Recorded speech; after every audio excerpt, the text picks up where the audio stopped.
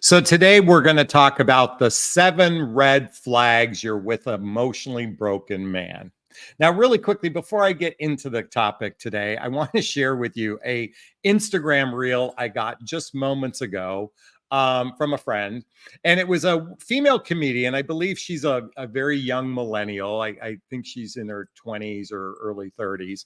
And she was giving a recap of her dating experiences for 2023.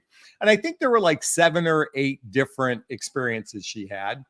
And she was going one by one of saying how, like one guy was late, one guy wanted to have sex with her, one guy was, just emotionally vomiting his problems. I mean, she just went from one after another, and made me think about the fact that there are just a significant percentage of emotionally broken people. Now, when we say the words emotionally broken, let's reframe that. Let's just say emotionally unhealthy. We could say wounded. We could say emotionally constipated. We could say emotionally unavailable. There's a variety of different, words that we could use.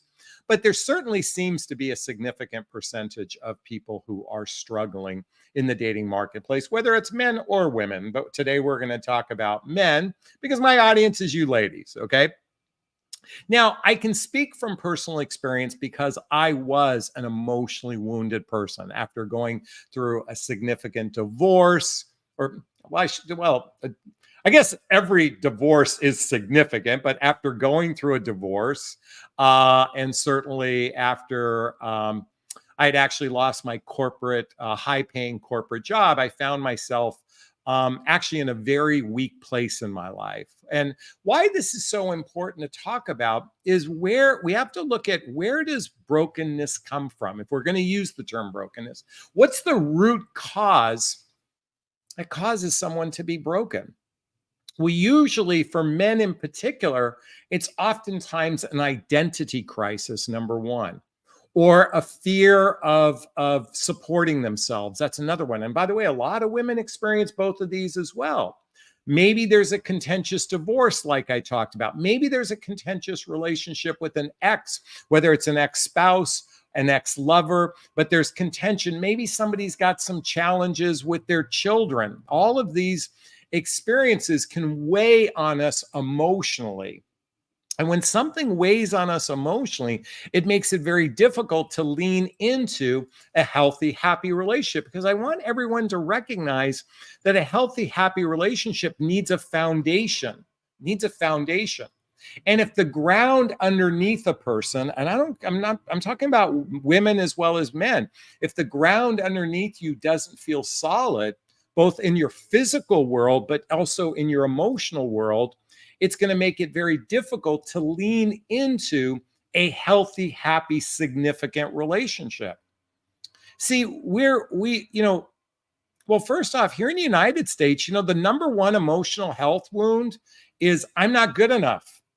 And to add to that, I'm not lovable. I'm not likable. These wounds play significantly into the personality and the behavior, or let me reframe that, to the behaviors people operate in the dating realm. And so, one of the things I continuously espouse in my videos is the importance of learning to vet a person. In fact, earlier today and tomorrow, this video is coming out, I interviewed Dr. Thais Gibson. She wrote the book, Learning to Love. And by the way, there's a link below to get a copy of this book. She's a attachment love specialist. And we were talking about the six stages of relationship. And she was, at the end of the video, we emphasized the importance. We overemphasize the importance of really doing your due diligence, doing your vetting in the early stages instead of getting sucked into what's known as the honeymoon phase. Because the honeymoon phase is the lust, it's the limerence, it's the dopamine, it's the oxytocin, it's the testosterone, it's the estrogen, it's the attraction game, it's the men are chivalrous and they do all these, they love bomb you and all this kind of stuff. That's in the honeymoon phase. But the reality is you could be falling for an emotionally constipated person, an emotionally broken person. So if you need some support, you see this link that I'm pointing at right now, jonathanashley.com/coaching. By the way, there's a link below in the description as well. My whole coaching is centered around learning discernment. Okay, with that said, I'm going to say something that I feel like is a little bit unfair, but you might feel like this resonates. I think a significant percentage of men don't value women the way they were once held in higher regard. See, sadly, we live in a very myopic world. It's very tunnel vision. It's all about me. I think we are the byproduct. Those of us, the baby boomers and the Gen Xers, are a byproduct of it's all about me. So people operate very myopic, means tunnel vision. And in that tunnel vision, I do believe there's a significant percentage of men that don't value women. And what makes this worse is these broken, wounded, constipated men will choose women as rehabilitation centers. I had one woman say to me, Jonathan, I refuse to be a rehabilitation center. And yet you women will accept bad behavior from guys repeatedly, thinking that if I just love him enough, he'll heal, he'll be better. If I hold enough space, he will change. You know, as loving and as compassionate as that is, it's at your own expense. So before I get into the 7, and I'm about to get there in just a second, so just bear with me for just another minute or two. I want everyone here to recognize that a relationship is an incubator. Do you know what an incubator is? It's where you incubate. Look up the word. I don't know how to properly define this. Maybe, hey, Google, what does incubator mean? Here's the definition of incubator. An enclosed apparatus providing a controlled environment for the care and protection of premature or unusually small babies. Okay. Well, I was thinking of the incubator in a lab, okay, but not for children, but it's a space, it's a container to grow something, okay? To observe and grow something. Well, relationships are an incubator for our own individual growth. And so let me just say this to everyone who's ever felt like they've been in a relationship that was a waste of time. Every relationship you've ever had is an opportunity for you to grow as an individual. That's the incubator piece. And sometimes it's done on an individual basis. Sometimes you're helping someone else grow, and sometimes two people grow together, okay? But most of the time, since they don't work out most of the time, you have to ask yourself, what positive things did I learn about myself in this relationship? How have I healed from this relationship? What was good about this relationship? And what am I most grateful for? Because if you can dive into this experience with a positive mental attitude, you have a greater chance of relationship success. All right. So I want you to put your binoculars on for a moment, because we're going to talk about these red flags that we want you to spot well before you give your heart away to a guy. And while it's not as easy as I say, it's easier said than done. Let's put this out there and let's see where it incubates, okay? So number 1, this is the most obvious. Your time together is all about sex. This female comedian I was talking about, excuse me, I ate a grape earlier and there's a grape skin stuck at the roof of my mouth. Oh, that's gross. Okay. She was talking about the guy that was only in it for sex, okay? You know, when men only choose to spend time with you where it's mostly to be physically intimate with you without any real integration into his life or you into his life, you know, that is a huge red flag that he just wants that physical, intimate connection with you because he's incapable of leaning into a deeper relationship with you. So if it's mostly time centered around sex, or if he's pushing sex really early on, if he's pushing, chances are he could be an emotionally constipated, emotionally unavailable, or emotionally broken man. Number 2, he doesn't open up to you, meaning he avoids personal question. He even avoids talking on the phone. Now, that's not a guaranteed red flag, but let me get into this a little bit. Excuse me for slurping. It's interesting how many women I talk to, clients of mine or prospective clients, how they're in relationship with men who will share very little personal information. Now, we could argue that men are taught to be stoic and they're not supposed to be emotionally expressive. You know what? That excuse no longer flies anymore. Yes, that is what we're learned. But you know what? If you've been around the block a little while, it's time, guys. Listen, if there's any guys listening, it's time to tap into your emotional, intimate side. And if you're unwilling to, most likely the reason is, remember I talked about the ground underneath you isn't solid? We're swimming in a sea of a lot of emotional dysfunctionality because humans are living in a rather dysfunctional structural world in their life. So it's no wonder that their emotional life is equally as chaotic, because their physical life is chaotic, meaning we've got a lot of people, especially in midlife, going through a contentious divorce, have a contentious relationship with an ex.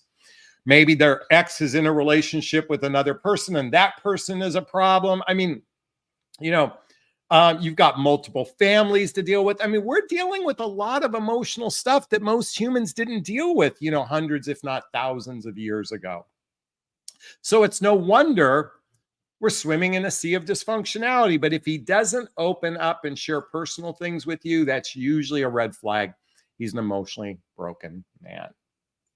Number 3, he doesn't ask about you after the hunt phase.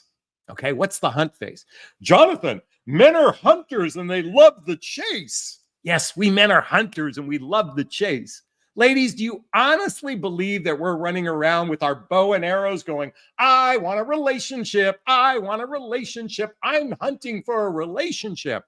Or is it, I'm hunting sex, I'm hunting sex. If I can get sex, the easiest way I can get sex, I don't even need my bow and arrow these days. I can just use the dating apps, swipe a few times, flirt with someone for a few minutes, and get laid.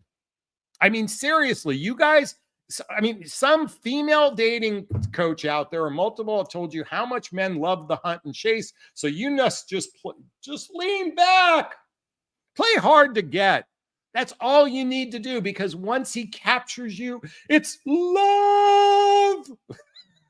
I mean, like, what fantasy land are these people living in? Like, hunting really equates to relationships? Ladies, you got to let go of that narrative. And by the way, as men age, we midlife men, we're old, we're tired. We don't like hunting. We'd rather, by the way, we're so used to, Grubhub and Instacart and, Uber Eats, So let go of that fantasy that and by the way, to the extent that we love the chase, no, we love sex. And when we get it, if we stop asking about you after the sex phase, after the hunt phase, that's a pretty big sign that he's probably incapable of going any more emotionally deeper with you. Let me share with you quickly a story. After my divorce, it was 9 months after I moved out of the house, I met a really fantastic woman. We're friends to this day, social media friends anyway. And I said, I'm ready for a relationship. I'm ready for a relationship. You know what she said to me? Jonathan, you're not ready for a relationship. You're broken. I'm like, no, I'm ready. I'm ready. I'm ready. Sure enough, 3 months into dating, I'm like, I put the brakes on. And she knew it was coming. She even said, I knew it was coming. She goes, I knew you weren't emotionally ready to be in something deeper. See, we're emotionally capable of expressing how amazing you are and how wonderful you are because we're amped up on dopamine. We're amped up on testosterone. We're amped up on getting our rocks off. But at the end of the day, once we've gotten past this, if we don't ask about who you are past this phase, it's a pretty solid sign that he's most likely emotionally constipated. Number 4, he doesn't protect you. I don't mean on a physical level. Most men are chivalrous from that perspective, but we don't, broken men don't protect you on an emotional level. Meaning, if they're broken, they're not looking out for your best interest. See, a true emotional grown-up understands that words matter. So when someone says, "Oh my God, you're the most amazing person on the planet. You're so wonderful. I could see myself getting married to you. Oh my God, we should go on a trip together. This is so amazing."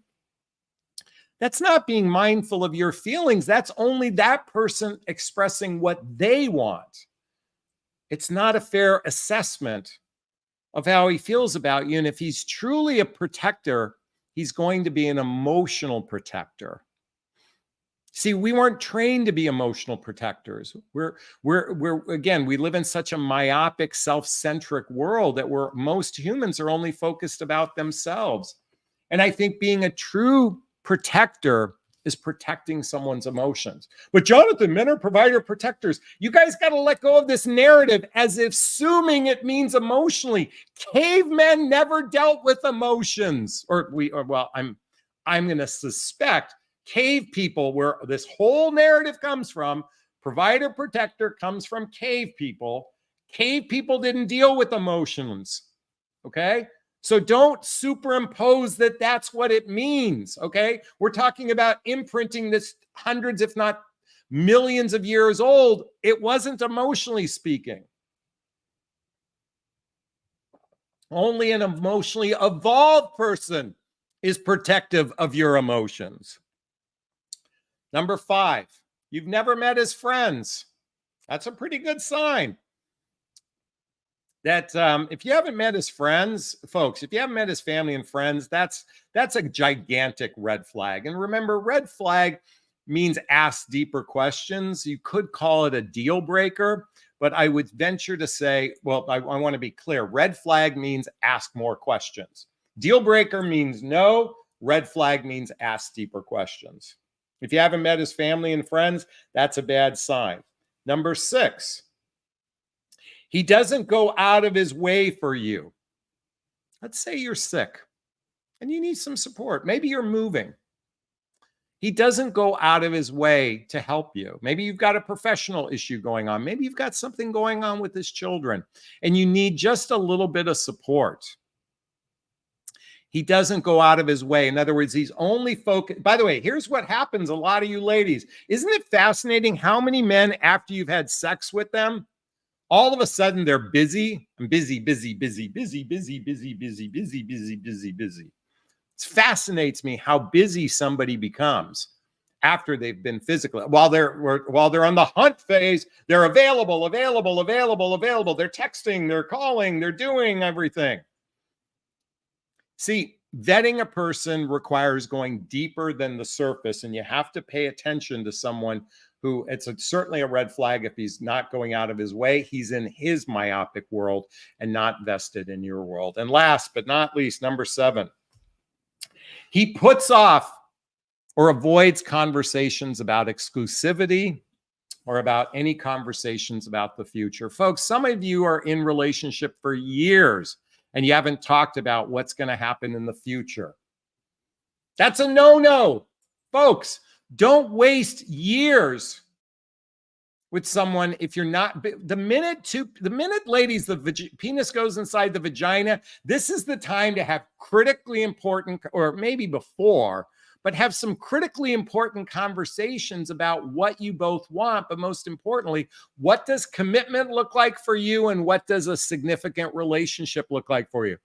Well, I just want to take it slow. Let's just have it casual. It just needs to be slow. By the way, anytime you hear that, that is a red flag. He's an emotionally constipated guy, because a constipated man can't dive into emotions. And so as I share these 7 red flags, my real point I want to stress with everyone is there are a lot of people hurting. There are a lot of people hurting, and it's sad, emotionally speaking. And if you're hurting emotionally, maybe it's not time for you to put yourself out there. But certainly pay close attention to where someone is at in their life, because if they're hurting, your job is not to be his rehabilitation center. Women are not a man's rehabilitation center. Is this sinking in? Is this resonating? Please let me know. And if it is, post a comment below. I'd like to hear your thoughts. As always, if you found value in this video, please hit that like button. Please share this video. Please subscribe to my channel and hit that notification bell so you can be notified of new videos as well. All right, it's time to ask questions. If you have a question, there's a little chat box in the, write the word question and post the question there after. Or there's a little $sign in the chat box. You can purchase a super sticker, super chat. All of the monies from the super sticker, super chat goes to a scholarship fund in the name of my son, Connor Asley. That's a picture of him right there in the little Woody outfit. It's my son who passed away over 5 years ago. In his honor, we donate to causes like the Hoffman Process and Insight Institute, just to name a few.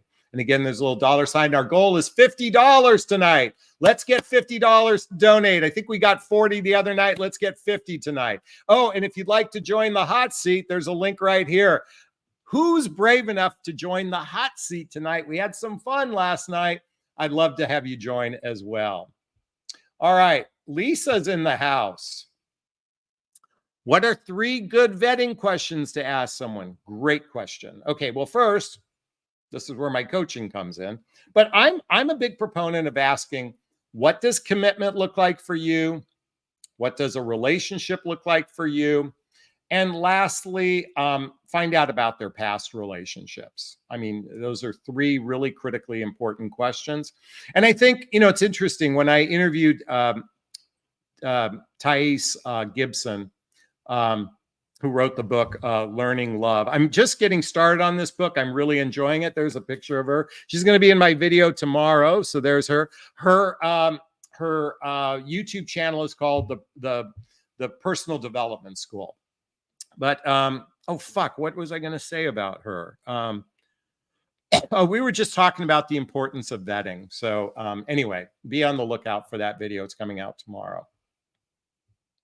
So about important questions. She thinks have 2 to 3 important questions that you want asked in the first 5 dates. So, well, she didn't say 5 dates, but I'm going to superimpose this. So your first couple critical dates, make sure you have 2 or 3 important questions you want answered. I like doing it all up front, but I'm unafraid to do that. But that was what she recommended. Okay. All right. Hey, beach lovers in the house with a $5 super sticker. Let's get the ball rolling. Now we need $45 more, or is it 45? Thank you for the love. I appreciate it.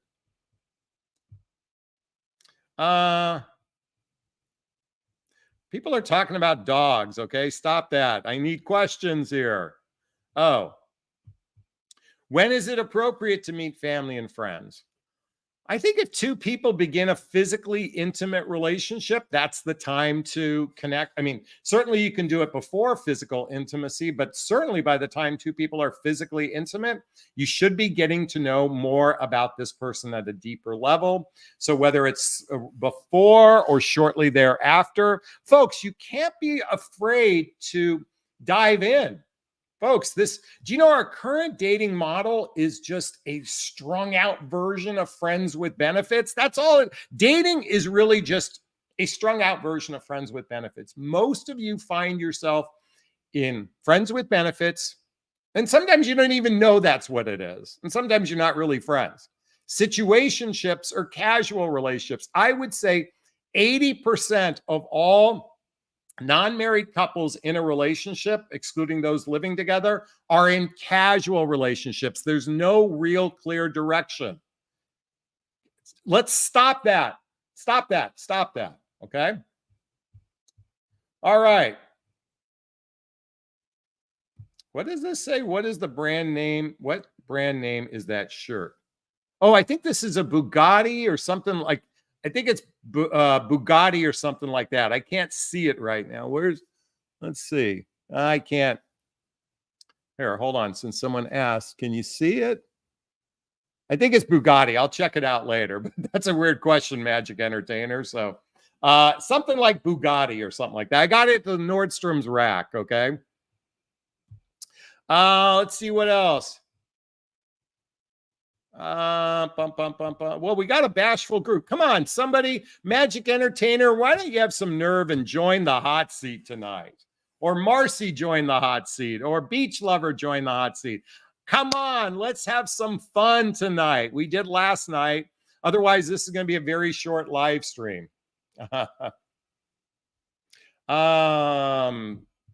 Vila says, how long does it typically take for a man to be emotionally available after a divorce? There is no one size fits all. It's mostly predicated on the amount of personal development work that he has done to be ready for something like that. So anyway, great question. Melissa, okay, there's a link I just posted in the chat box. If you want to join the hot seat, there's the link, okay? So Melissa, let's see if you're brave enough to join. Click that link. It'll be fun. You know, I'm going to come back to this question. How long does it take for someone to be typically emotionally available? So after my divorce, I would say, let's see, 2005, 6, 7, 8, 9, 10. So I went down the rabbit hole for about 5 years, and I began crawling out of the rabbit hole for the next 5 years. So I would say men, okay, Allison Armstrong talks about the tunnel. Where's my book? The Queen's Coat. Allison Armstrong talks about the tunnel. The tunnel. And I'm going to say the average tunnel for a man, that hero's journey, could be up to 10 years, sometimes even 20 years. Wow, Jonathan, that's so long. Well, you have to really decide to work on yourself, and it takes years of peeling back the layers to find yourself in a position to be able to learn emotional expressiveness. So yeah, Melissa says, I want to, but I'm in my jammies. Oh, it's okay, Melissa. Who cares? But I'm going to say it took me a good 10 years to get just to peel a lot of the layers. And many of you, I'm going to say, probably find yourself in the same place. So anyway, great question. Thanks so much. Hey, folks, we've got a bashful group tonight, so I think we'll have a short live stream for tonight unless we get some good questions coming in. I know we're talking about my shirt. I appreciate that. I appreciate that Melissa will do this next time. Folks, I'm going to give 1 more or 30 more seconds. If we don't have a good question come in, we're going to wrap up for the evening. Come on, give me something good to talk about other than my shirt, okay? McCoy says, I think I'm finally healing from my late boyfriend and what went on. That's good to hear. Miss Fisher says, why do men play the hot cold game? Is it really about sex, even if they tell you over and over again they want forever? We're swimming in a sea of emotional brokenness. That's part of the reason most humans aren't really that aware of who they are on the inside. And it's no wonder, we're seeing a lot of hot and cold. Hot and cold is a person who isn't really attuned to themselves.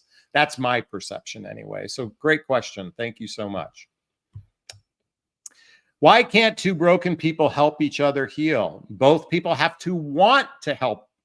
Both people have to want to heal. If they want to heal, the problem is once they heal, they go and find someone new, so they look like a bright, shiny penny to someone new. It's not your job. Listen, if you need work, do the work so you can show up in a relationship where you don't need to be with another broken person to make it work. Okay? Marianne says, I'm finding time going faster since my divorce. Do you agree? Well, yeah, because I want you to think about when you're 1 year old, and you go from 1 to 2, that's 50% of your life. When you go to 2 to 3, that's a third of your life. When you go 3 to 4, that's a quarter of your life. So time does move faster, I think, as we age. All right, Jill. Oh, hey, Jill's in the house. Hey, how are you, Jonathan? Hey. Hi, guys. I do have a question, and it's like Okay. for real. Okay, so the guy that I was telling you about last week, so Okay. he's kind of been like a little bit like I'm inviting him Give out. everybody a quick recap. Okay, so recap. So a friend of mine introduced me to this guy. He's pretty spectacular. We've been out a few times, like breakfast and nothing, Oh, but no intimacy yet. And he's like said, oh, let's get together a couple times. And then I'd say, yeah, sure, that'd be great. And then I invite him to something and he'd say, oh, I have surgery. It's going to be kind of late. I'm going to be tired. So he's kind of like said yes and then pulled back. And then okay. the friend that introduced me, apparently he said to him, like, look, you're going to lose her if you don't like get serious about, how do you feel about her? And the triangulation, which I don't care for, but whatever. Whoa, And whoa, whoa, whoa, whoa. What triangulation? well, because she's like talking to him and then she's asking me, that thing. Okay, got it, got it, got it. So like I was saying, so she said, well, yeah, he's really, really interested. He sees you as like the lifetime partner. Okay, And so then he's like, well, so immediately she said, well, you better move because she's going to move on. And so then like within minutes, apparently he sent me a text and just said he got COVID today or yesterday or something. So we couldn't get together today. But he said, I'm going to get a PCR test. I'll be fine by Friday. And got it. so I'm like, okay. But then I'm going like, well, should I just be pulling back a little bit? I mean, I feel like it's like he's been sort of distant a little, pulling back. He's been kind of hot and cold. Okay, And I'm hearing things like he was divorced 18 years ago and he is still pretty bitter about it. He was real, I okay, think I told you, this is interesting because you always say, however their answer is about their ex. He was like, oh yeah, well, it was really difficult, a lot of financial situation, but it is what it is, and then okay, he played it down. So I thought, well, that was good. But according to my friend, he's still, it's like she said, it's like it happened 2 years ago and he's really upset about it. And okay. so I'm wondering, I'm just seeing, remember we talked about like that, how charged is the charge? I think this is a Yes. real big charge. And I'm wondering, my intuition is going like, run. But I don't know if it's me saying my intuition saying run or if it's me being scared of getting hurt again.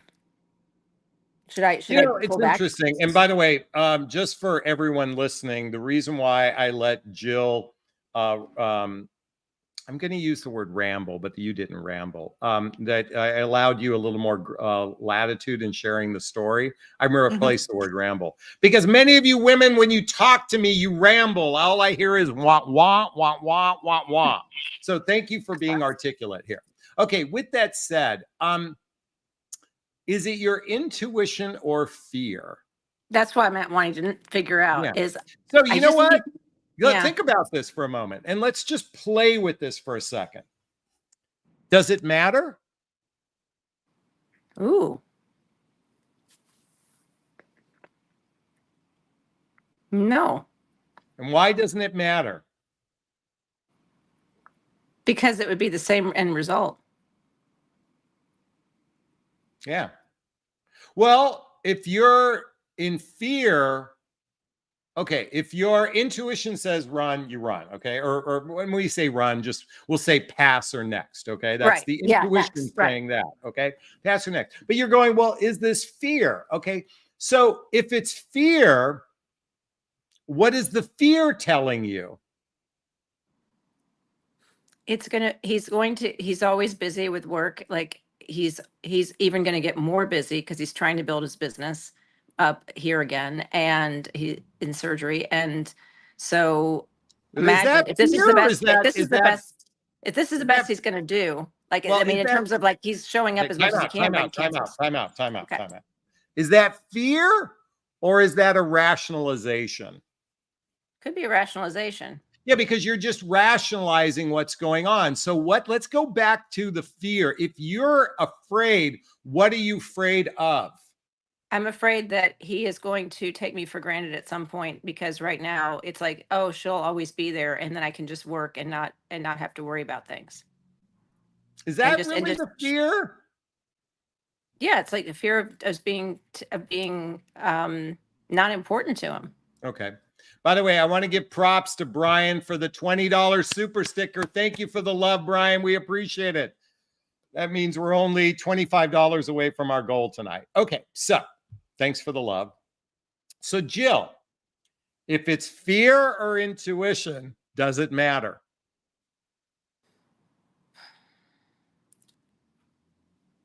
I guess it does, because I need to figure out whether if it's fear, I need to work on what I'm afraid of.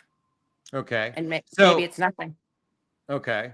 So Maybe I need to lean are in and you take a afraid of chance. him, or are you afraid of putting yourself out there? I'm not afraid of I put myself out there. I mean, I Okay. am working. So Yeah. so really, this isn't you sabotaging anything then. No. It's most likely your intuition that's going beep, beep, beep, beep, beep. And then what we do is we rationalize it. We make up stories, okay, to validate that fear. And then we start thinking, oh, I'm sabotaging this experience, instead of just going, you know what, something doesn't feel right. And you know what, I don't need to figure it out. And to the extent that you pull back, you disengage from investment. Okay. And then if he re-engages investment, then you go, you know what? Do I really want to do this? Now, here's where the ego comes back and says, hey, I'm in Buenos Aires. There aren't that many guys here. You know, I got this and I got that. He's a viable body. It's someone to talk to. I'll make myself available. And then guess what's going to happen 3 weeks later? You're going to be right back going, what's the definition of insanity again? Yeah. So now the hard part, you know, the hardest thing we humans have is to stand up for our no. You know, to really just say, you know what, it doesn't work for me. You know what, I'm going to wish you well, but I'm not going to go down this road, because we have this stupid fucking narrative. But Jonathan, you just never know. This phrase, whoever, you know, like whenever the person came up with phrase, he's just not that into you. Well, that's a great phrase. But then someone else came up, you just never know. Okay. Well, you just never know is code for a broken clock is right twice a day. Okay. That's all that's code for. For the other 23 hours and 52 minutes, or excuse me, 58 minutes, your no is right. Okay. But we hold on to these one time that it might happen. In fact, she even talked about it. Drew Barrymore talked about it in the movie. He's just not that into you. So, you know, if you really want to live in flow, okay, you've been following Matt Kahn, okay? Yeah, love it. You really want to live in flow, then just trust your intuition. You don't need to make up stories about what's going on. Just go, you know, it doesn't feel right. I'm just going to disengage. Okay, because it feels like so much like discomfort, like dis-ease, like this just like, oh, not disease, but dis-ease. This feeling No, of, I get it. it's like, oh, 1 minute I get a text, the next minute it's like, and then he can't, and then he can go. Oh, no, he can't go. Oh, okay. And it's just like, and I hate that roller coaster. It's like either so, you know, you come back, are you typically a wishy-washy guy? I'm just curious. Oh, I like that. I mean, it's you know what? It's just a fuck with them. I'm sorry. It's a passive aggressive comment, but you know, I mean, I don't recommend it. I think there's a deeper situation with him, is that he lost a lot of money in his divorce, and now he's trying to make up for it. And I think subconsciously he's punishing himself a little bit, because it happened, and it's a long story, but I think that's what's happening. And so he's working excessively. And so why not? You literally can say, you know what I've observed from you? It's just an observation I have. Tell me how this lands with you. Literally say exactly what you just said, because I don't remember it verbatim, and see how he responds to it. Oh, right. Like, duh, like just straight up, right? Say what it is. Straight instead of up. like, let me just keep it to myself. Oh yeah, that's a great idea. Yeah. What do I have to lose? Nothing. Yeah, you got That's nothing brilliant. to lose. Thanks. All right, Jilly. That was great. Appreciate it. All Well, right. whoever said Big they were hug going to to you. get on your big hug to you too. And whoever said not to get on their pajamas, I'm in my pajamas. So you need to get in on here. All right. Melissa Bye, wants everybody. to get in your pajamas and join us. Thanks, Jill. Okay. Big hug. Bye. Good night, everybody. Good night. All right. So let's see what we got here. Valerie, why does a ghoster return then disappear again? because you let them. You know what? Okay, I'm gonna give you an analogy. This is a crude analogy, but where's the picture? There's Colin right there, my son Colin. Okay, I think he was 14 years old. Halo had just came out, and they were having a midnight. Halo is a video game, for those of you who don't know. Halo is a video game, and it was on sale at Best Buy, but it didn't come out till midnight. So what people did is they waited in line to get the game. And it turns out we got there at like 3 in the afternoon. Okay, midnight, right? 3 in the afternoon. There was already 20 people in line. By 11:59, there was 3,000 people in the parking lot. I mean, it was like a football field long, 20 people deep or 20 people wide, okay? And he gets this video game and he's all excited. He's just excited. He's playing the game until he stopped. He put it up on the shelf. He calls me up, Dad, there's a new game called Duke Nukem. Gotta get it. Midnight. This was at GameStop. We went, actually, it was a very small line at GameStop. And so a couple months go by and I said, hey, do you play Halo anymore? He says, yeah, when I'm bored. I'll just pull it off the shelf and play it. See, okay, how's this relate? Played the game, got bored, put it up on the shelf. See, men who ghost always think you're like the video game on the shelf. I could just go pluck it at any time and put it back in the game cartridge, okay? See, the minute a man makes a connection with a woman, men have this superiority complex about them to think that they are God and you're always going to say yes to them, even when they treat you like shit. And okay, they think they're God. They think they can reach out to you because women are so desperate that you're going to say yes to a guy because he thinks he's God. Okay. That's why they do it. Just my perception on that anyway. Anyone wants to join the hot seat and ask me a question about that, but that's my response to that. Pest says American men and women are as too spoiled. When war breaks out our soil, you will see the focus switch to total survival. Good men will rise to the top like cream. Till then, you know, the minute that happens, I'm fucked because I don't, listen, I don't know how to fight. I was never prepared. I don't know any survival skills. Okay. Yes. Those people that grew up with guns and know how to fix shit, they're ready. But the average guy like me, we're fucked. Okay. Doesn't mean we're bad. It's just the reality of life. That's my perception of that anyway. Jill says, thank you for allowing her to rant. You're very welcome. Hope we provided some value for you. Ardley says, Jill Collins Connections, thank you for sharing your emotions. If having a man who puts you first is important, then listen to it if it's something you prefer. Amen. All right. Ardley says, oh my goodness, Jonathan Asley, this is powerful insight. Thank you so much. I appreciate that. Thank you. There was a personal question that came up earlier. One question I asked while dating is how many would you handle zombie apocalypse? I mean, if someone asked me that, you know what the answer is? We're fucked. I'm sorry. I'm just very aware of who I am as a person. I was never trained.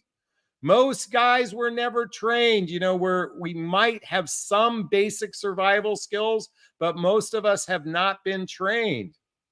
I saw this earlier question come in. Personal question. By the way, if you have any personal questions, you're more than welcome to ask towards the balance of this video. How much are you spending per month for dating apps? I'm so old-fashioned. I'm struggling at the idea, but how, well, anyway. Okay, so I paid, let me just give you exactly what I paid. I joined Bumble and Hinge, and I paid the $99 for a 6-month. So that's $200 divided by 6. That's about $35 a month for that. I joined Match.com. I got a discount. I paid $30 a month. I guess, no, $28 a month for that. So now we're at 58. Is that right? 58 or 60. And then I joined Millionaire Match, which is another 38, 60. So roughly I've invested $100 a month in my prospecting. I mean, that's, by the way, that's nothing. $100 a month to invest in your love life is nothing. So I don't think that's a lot to spend. Okay, that's just my perception anyway. All right, Diane is in the house and she's going to be live with us. Hey. Hey. What's going on there? I'm with my family. Okay, well, we can hear that. Are you just saying hi? Because I want this to be saying productive. Hi, that's all. Okay, well, can I reach into and give you a big, gigantic Jonathan Bear hug? Sure, thank you. All right. Thank you for joining. We appreciate it. Oh, you're on some sort of... Wasn't that sweet? She came on just to say hi. That's very sweet. All right.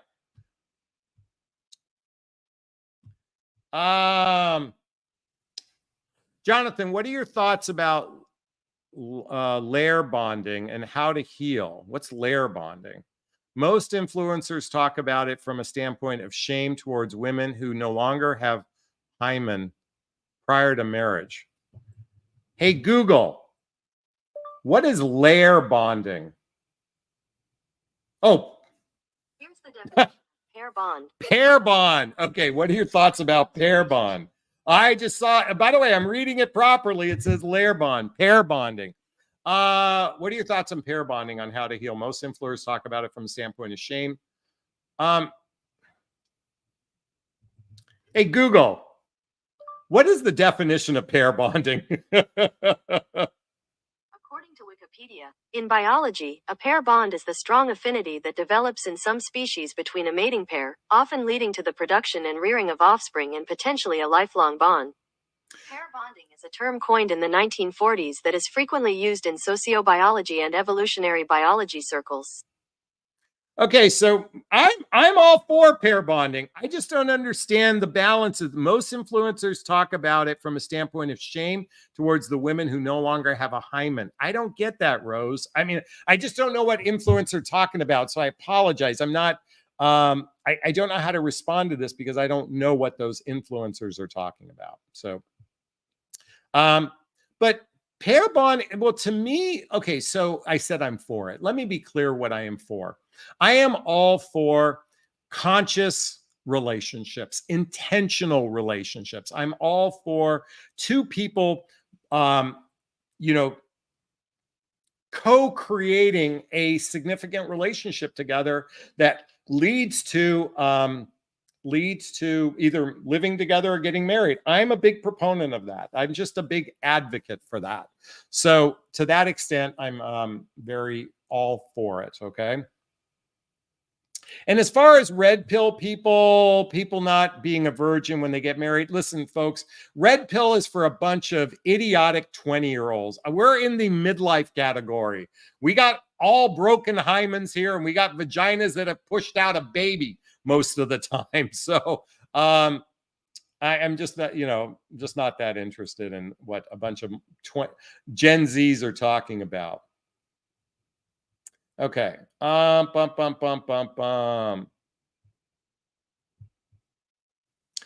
the one who said in a profile, you must like women. As people, you said that was cynical. Why? I'm the one who said in my profile, you must like women.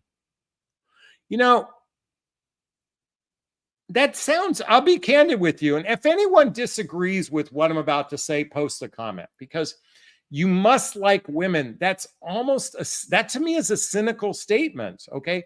I don't know the necessity for it. Like, why do you need to put that? You must like, you must like women. Like, do you think people that hate women will read that and go, oh my God, I shouldn't reach out to her because she only wants a man who likes women. I mean, a person that's a woman hater is not going to see it. So to me, it's both moot, but it's also meaning that you've been hurt by somebody who you believe doesn't like women, and now there's a projection of that. Miss Layla, you may disagree with me. I'd be curious to hear what other people think about what I say. Is that cynical? Is that, or what's the value for putting that up? I'd be really interested to hear what other people say about that. So anyway, women are more emotional than men. True fact. Women and men are different, and humans are complex, differing journeys, body chemistry. Exactly. Oh yeah, by the way, Lisk, she brings up a good point. Actually, a woman hater will take that as a challenge. I mean, that's another good point. If a guy hates women, he's going to go, I'm going to fuck with this one. So why? There's no benefit. There is no benefit of putting that on your profile. Okay? That's just my opinion. Paltry says, it's just negativity in your profile. You're right, Jonathan. Thank you. That's kind of my take on it. It's kind of cynical. You know, it doesn't serve you. It won't benefit you. But you can disagree with me. That's okay. We're here to have our own opinions, you know. Pest says, you're a daily default for me. That's a good thing because you're a paradigm of reason, logic, common sense. Thank you for being you, carrying on. Thank you so much. Ardley says, and by the way, these are other people saying this, Miss Layla. Jonathan, it came across as being cynical to me as well. The misogynistic will definitely take this as a challenge. Not that you want them to take it on as a challenge. So, okay, good. We got that covered. Okay, why are you guys talking about circumcising women? All right, we're in the United States. I don't believe that happens. Ardley goes on to say, yes, conscious relationship, co-creating a significant relationship leading to marriage is what I want as well. Amen. Wendy says, as long as you're open to lean, Jonathan, you will serve. Okay, I don't know what that means, but thank you. All right. Come on, we just got a new member. Melissa just joined. Okay, folks, right next to the video, there's a little spot. Wait a minute, let's open up a video here. Jonathan Aslay, we'll turn down the volume so you don't hear this. But right next to one of my videos, there's a little join button. You can join. Oh, wait, you can join somewhere. There's a join button. Fuck, there's somewhere there's a join button. Okay. You can join the membership here. It's only $2.99 a month. It supports our cause. It allows me to do what I do. We're stoked that Melissa joined. Let's give her some props. Love to anyone who joins tonight. I'm just going to give a shout out of a lot of love. Okay. Chrissy says, Jonathan, thank you for the analogy of your son with games he would put on the shelf. That aha light turned on with that. I'm so happy, Chrissy, that turned you on. There's Taja Lot. Okay, no as people, Jonathan. No as people, Jonathan. I don't know what that means, but I think you're referring to the thought that I thought it was cynical. I guess you don't, but that's okay. We're all, by the way, folks, we all get to do what we want to do. Well, to some extent, I do believe do what you want to do so long as you're not doing harm to another. That's kind of my philosophy anyway.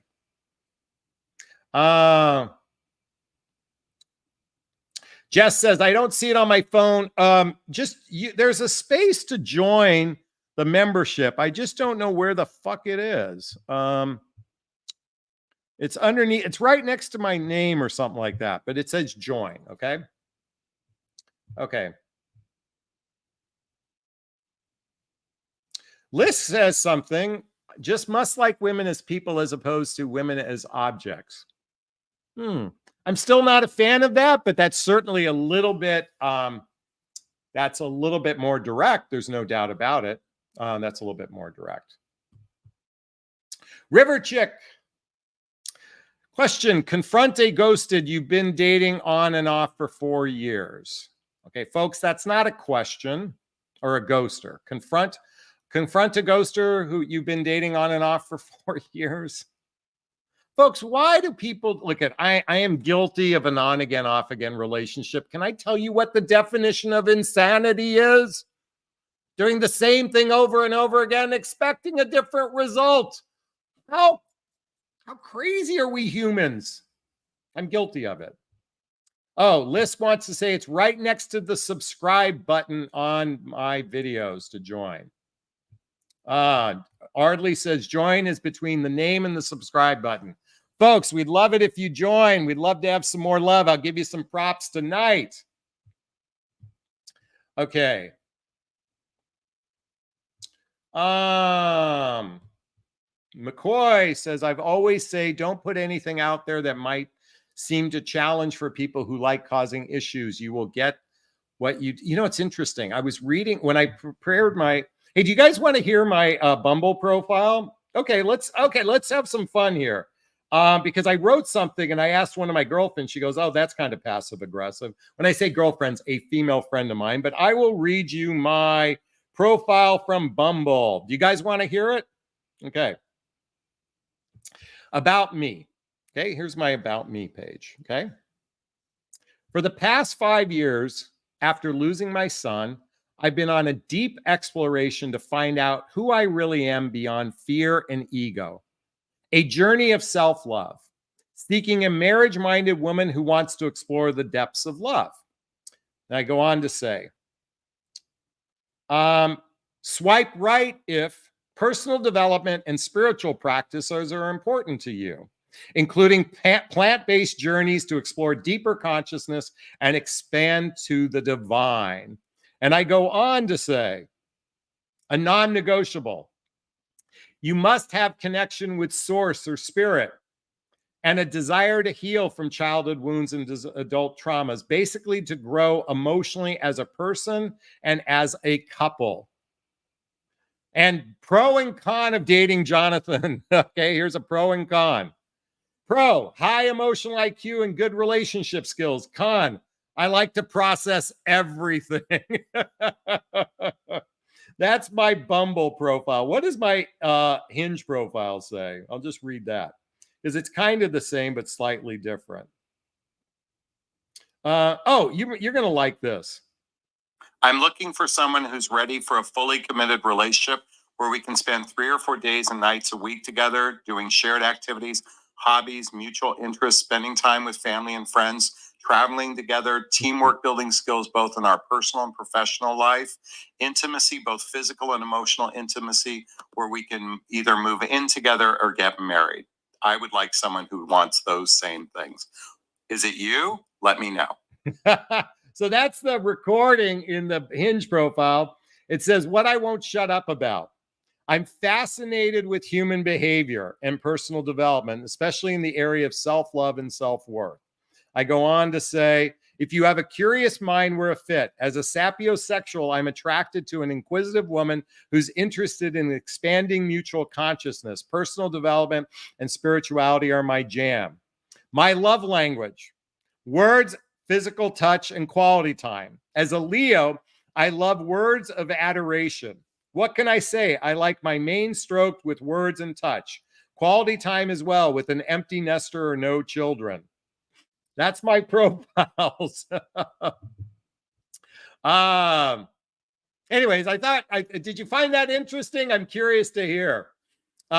One of our Facebook members says, can we copy that? Okay, if you join, for those that are in my group called Midlife Love Mastery, there's a link below to join my private group where you can have direct access to me on a regular basis through a Facebook page and a once-a-month webinar. In fact, we'll be holding our monthly Q&A call next week. I will cut and paste my profile on, I will put it on the Midlife Love Mastery page. So in the link below, join Midlife. Here, folks, here.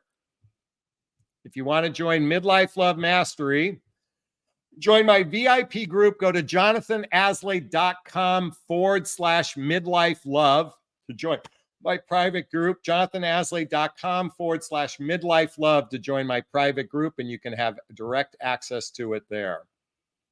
Jill says, that's very interesting. Kia says, I would love to come across those profiles. Sapiosexual. Yes, for those that don't know what sapiosexual means, it's people that are intrigued with the mind and the way people think. Vila says, I love it. Great profile. I like it. Interested too. Ardley says, I love it. Melissa says, woohoo. Trista says, that's cute. Hey, folks. I appreciate the love tonight. You guys have been fantastic. It's been an hour. I've been great. It's been a privilege to allow me to share with everyone tonight. I hope you found value in this. I'd like to hear your thoughts. Post a comment below. I'd like to hear what you thought about it. I do my best to read all the comments. As always, if you find value in my videos, please hit that like button. Please share this video. Please subscribe to my channel and hit that notification bell as well. All right, we're going to wrap up this video as I always do. First, I've given myself a big, gigantic Jonathan Bear hug. I'm going to reach into the camera and give you a hug of love if that's okay. I'm going to ask you to turn to someone, a pet, a teddy bear, a pillow, and give it or them a hug of love because hugs are a great source of love. And let's face it, we could all use more love in our lives. I want to thank McCoy and our Facebook group members and Lisk and Viva and Kia and Ardley and Jill and Melissa, our brand new member, and Trista and River Chick and B and Taja. And by the way, thanks for that brave question. I really appreciate it. Sharing your truth, we really appreciate it. Anyway, Surefire. Let's see who else. Marianne and Beach Lover and Jess and Lisk.